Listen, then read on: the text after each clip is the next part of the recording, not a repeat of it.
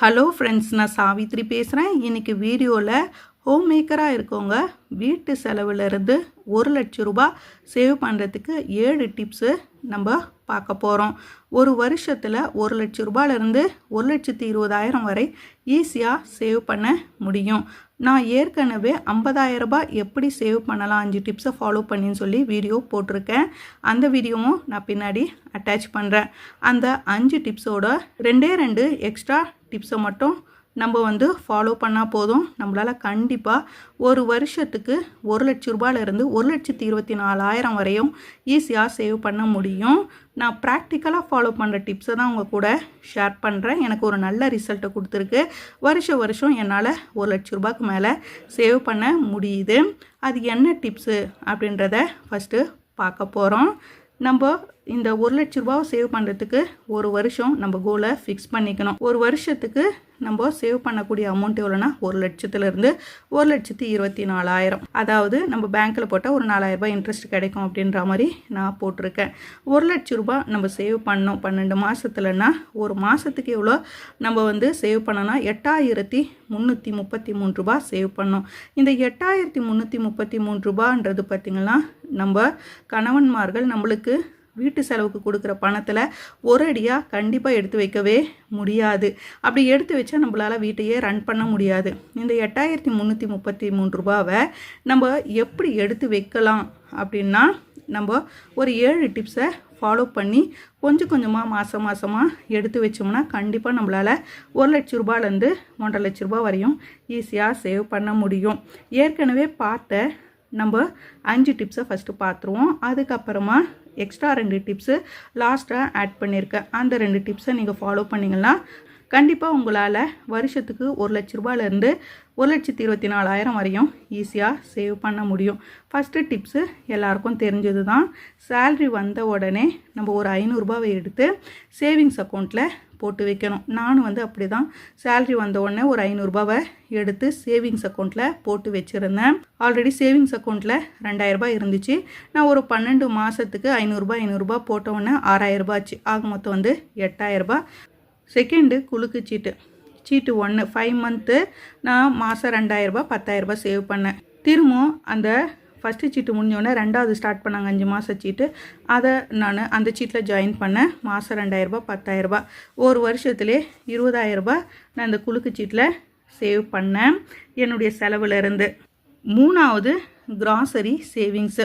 June month 2025லேருந்து December 2025 வரலும் நான் 4,115 ரூபாய் சேவ் பண்ணியிருந்தேன்.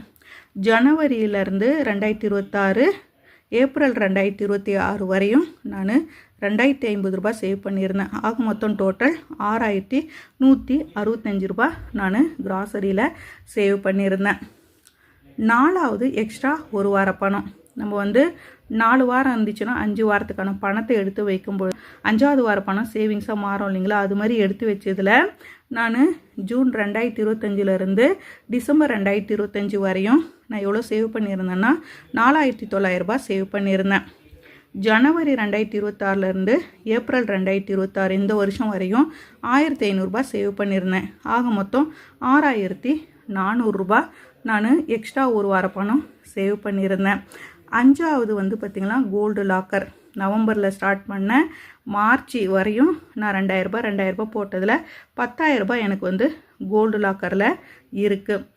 6வது 7வது டிப்ஸு தான் ரொம்ப முக்கியமான டிப்ஸு. நம்ம இன்கமில் முக்கால்வாசி நம்ம செலவு பண்ணக்கூடிய ஒரு செலவு என்னன்னு பார்த்திங்கன்னா ரெண்ட்டு. இந்த ரெண்ட்டை மட்டும் நீங்கள் கரெக்டாக ப்ராப்பராக பிடிச்சிட்டிங்கன்னு வச்சுக்கோங்க, உங்களால் மாதம் 5,000 ரூபாய் சேவ் பண்ண முடியும். பூனே வந்த புதுசில் பார்த்திங்கன்னா இங்கே இருக்கிற லொக்கேஷன்லாம் எங்களுக்கு தெரியாது, எங்கெங்கே சீப்பாக வீடு கிடைக்கும்னு தெரியாது.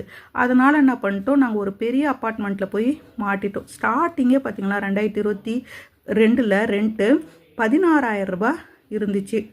அதுக்கப்புறம் பார்த்திங்கன்னா 2023 அதே நாங்கள் பெரிய அப்பார்ட்மெண்ட்டில் இருந்தோம். அப்போ பார்த்திங்கன்னா 10% இன்க்ரீஸ் பண்ணிட்டாங்க. 16,000 ரூபாயில் நம்மளுக்கு 10% 1,600 ரூபாய் இன்க்ரீஸ் பண்ணோம். அதோட ஒரு 400 ரூபாய் ஆட் பண்ணி அந்த ஓனரு ரவுண்டாக 18,000 கொடுங்கன்னு சொல்லிட்டு அப்படியே வாடகை ஏற்றுட்டாங்க.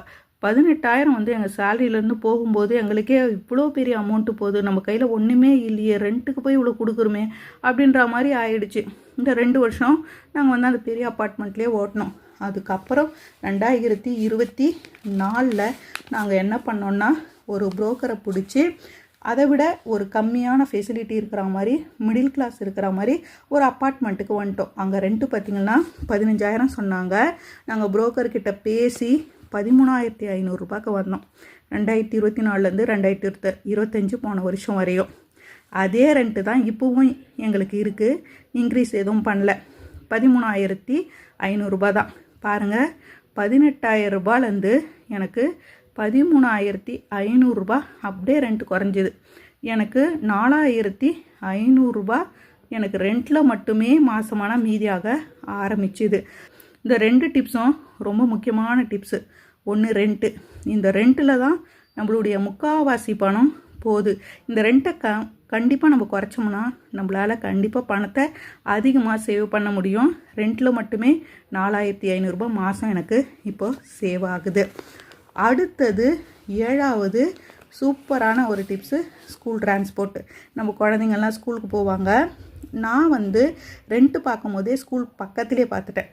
அதனால் எனக்கு வந்து இங்கே வாக்கபிள் டிஸ்டன்ஸ் தான். பூனேயில் நடந்தே கூப்பிட்டு வந்துடுவேன்.